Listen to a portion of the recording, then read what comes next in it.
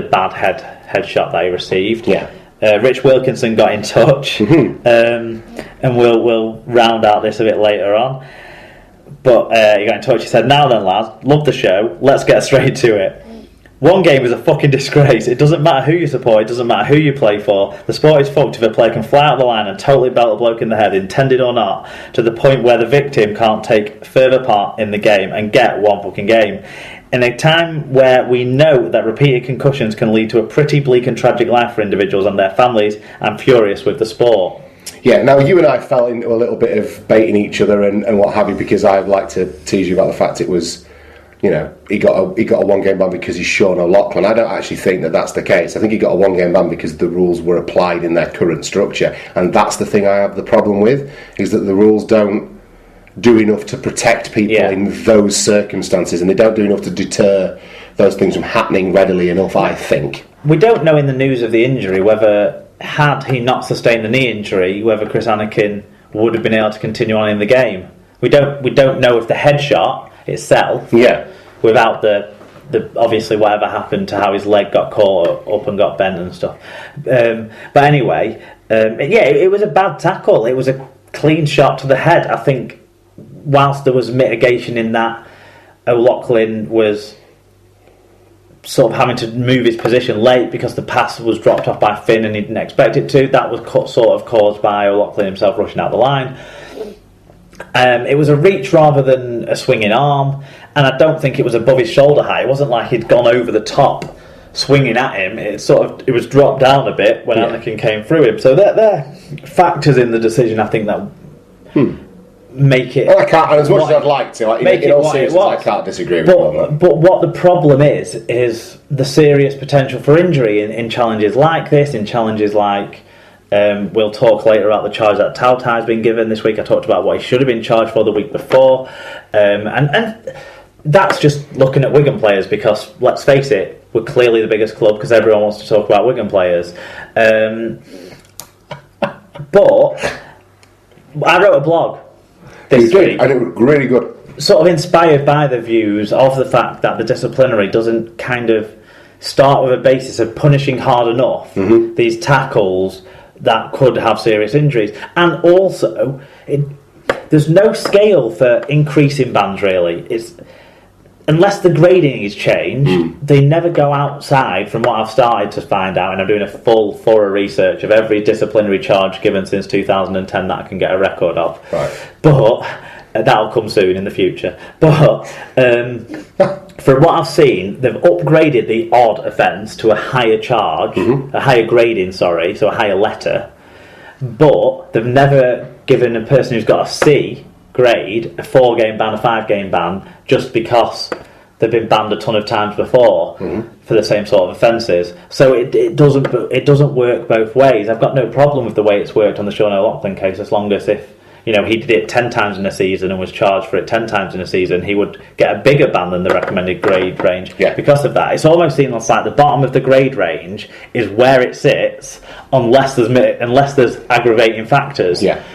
Which probably isn't right for me. So you can check out my blog anyway, superleaguepod.blogspot.co.uk. If that example would have been in existence, Sean O'Loughlin probably would have got a 2-game ban under my system, not a 1-game ban. So this isn't about me trying to let my boys off. But in the current system, what happened to Sean O'Loughlin was absolutely, categorically, completely clear from any bias, in line with the decisions that are normally made in this kind of scenario. And I've got some charges to discuss to demonstrate that to you for over the last few seasons, Tom. So let's go through them, shall we? Yes, let's. To prove the point that it's not.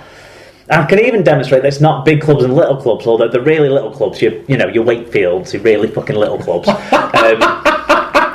I'm sorry, but they must be, because you keep banging on about it. If they're the ones banging on about it, not me. So I'm just going along with what they're telling me, that Wigan are a big club, so there must be small clubs, and it's Wakefield fans that say it the most about small clubs getting treated bad. So it must be Wakefield, it must be Salford, it must be Castleford, because you hear it from their fans. So I don't know who the big clubs are other than Wigan and Leeds.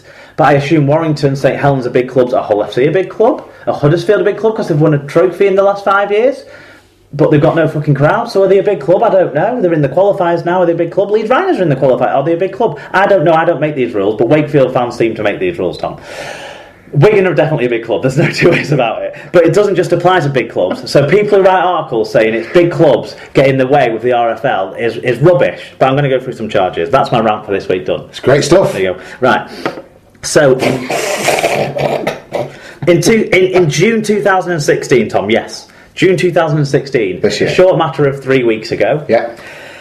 Ryan Atkins of the Warrington Wolves, are they a big club or not? I think because they've won trophies recently, maybe they are, but then they're not traditionally grand final winners. They've never won a grand final, so I don't know. But anyway, he was charged with a grade C. They are upper medium to my mind. Okay, he was charged with a grade C offence. That'd be a 2 to 3 game ban using the usual range of recommendation and grade. It was a sort of illegal contact, undue pressure kind of one, so can result in serious injuries. We've seen serious injuries to players from that sort of tackle, and they've been punished severely in the past, although some are completely ignored if they're on Wigan players. But you've seen them in the past. So, on that this incident, will carry a lot more weight if you don't end everything with passive-aggressive pro-Wigan commentary. After reading that Serious About RL article from that Mike Andrews guy who basically said it's bias. That was a shower. I can't. It winds me up. That article wound me up really quite a lot. I'll be writing to Dan Fowler to see if I can publish an article. Don't get me fucking started on Dan Fowler and biased journalism. By the fucking way, Mr. Neutral fucking Sheffield Eagles fan tweeting the Batley game the other day. Fucking hell, Dan. This is a Batley fan, isn't she? Fuck, even so, get in there, Batley! London have scored. Fucking hell. He'll fit in at Total RL, won't he? Anyway. Love your work, Dan. Keep it away. Anyway, that aside, right, Ryan Atkins, grade C. The tribunal outcome says... The tribunal note this player has been a professional for 12 years and has no previous disciplinary appearances before this tribunal. Taking in this important factor in consideration, the tribunal feel they can go below the grade and impose a 1-game suspension. So, less than 3 weeks ago, before the Sean O'Loughlin incident, very exact same thing happened. Not a headshot, but still equal potential for serious injury. Yeah. Right? So, we're all agreed now that it's not a one-off. Okay. 2015, Josh Griffin. Salford Red Devils. You know the club that the RFL hate? Can't stand them. Go against them all the time with everything they do. Yeah. Josh Griffin was playing for the Salford Red Devils. Now this one, there is a serious mitigating factor that is, they just suffered a massive bereavement in the family. His dad had just died. Awful for them, but they went out and played anyway. Yeah. Some of that feeling inside him I remember. Came up to the point where he punched a bloke on the back of the head. Yeah. That was a grade C charge for violent punching. He was only given a 1-match ban by the tribunal. The comments basically talked about the tribunal feel the player's own personal circumstances and emotions had a bearing on his actions. The tribunal know that players were involved in a similar incident in April 2015. This type of violent blow usually attracts a 2-match suspension. Grade C charges 2 to 3 games, reminder. Taking into account the player's acceptance of guilt and provocation involved, the tribunal feel a 1-match suspension is fine. So they've gone below the grading for a Salford player. Okay. 2014, I have 3 examples from that season. I'll start with James Roby, charged with grade B crusher tackle, so that's 1 to 2 game ban for everyone, usually in the normal scheme of things. In deciding the appropriate sanction for this tribunal, the tribunal take into account the player's good previous record and feel that in this instance the appropriate sanction is just a £300 fine, no bans, no game bans, outside below the usual grading sanction for something that could cause serious potential injury. A crusher tackle has taken Tony Club out of the game for 10 to 12 weeks this year. Yeah. These are serious injuries. No, I couldn't agree. No, I agree. Right? But James Roby, on his good previous track record, no games, outside the grading. Yes. Jamie Peacock, in a match that everyone will probably remember, it was against the Leeds Centurions in the Challenge Cup, very exciting match. Grade B fighting charge, 1 to 2 match ban. He was given no ban by the tribunal. It says, given the player's outstanding record within the game and the fact that the player has never appeared before this committee in any form after playing over 500 games, the committee feel the suspension is not appropriate in this instance. A fine of £300 is forthcoming.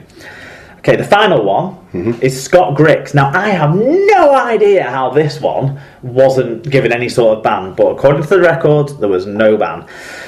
The match was against, I can't remember who it was against, it was the 16th of March 2014.